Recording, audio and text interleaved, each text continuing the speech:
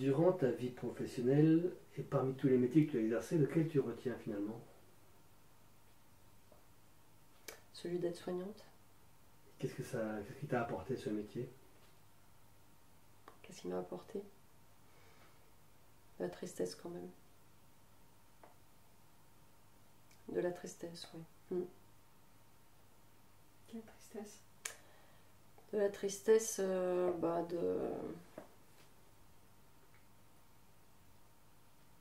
prise en charge, difficile. Le contact avec la mort, c'est ce qui est le plus difficile.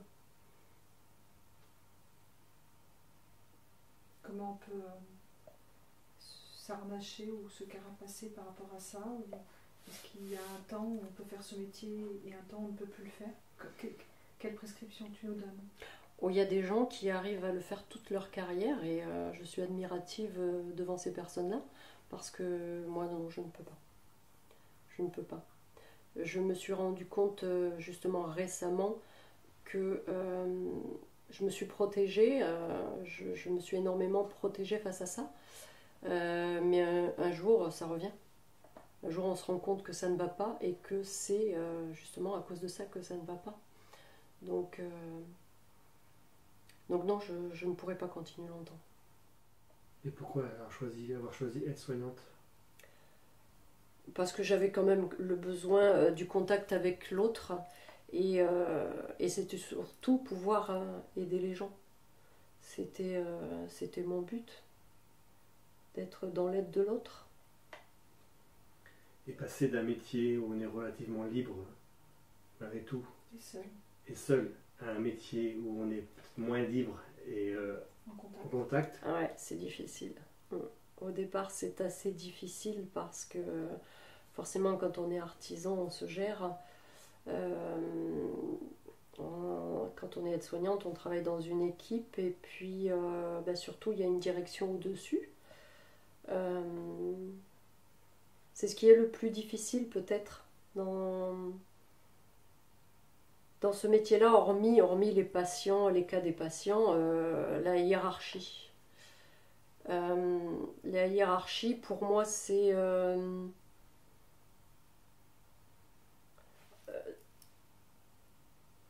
je souhaite aussi quitter ce métier d'aide-soignante, en fait, parce que je ne m'y retrouve plus du tout. Et c'est pour ça que je suis partie vers le soin aussi de réflexologue.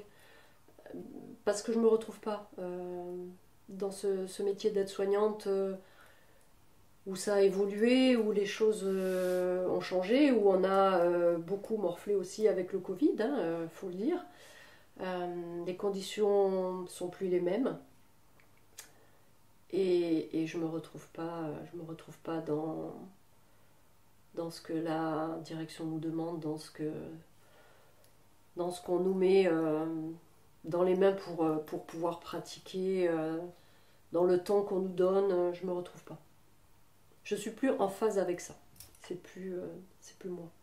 Est-ce qu'il n'y a pas non plus aussi un désir de retour à cette indépendance? Peut-être aussi, oui, je pense.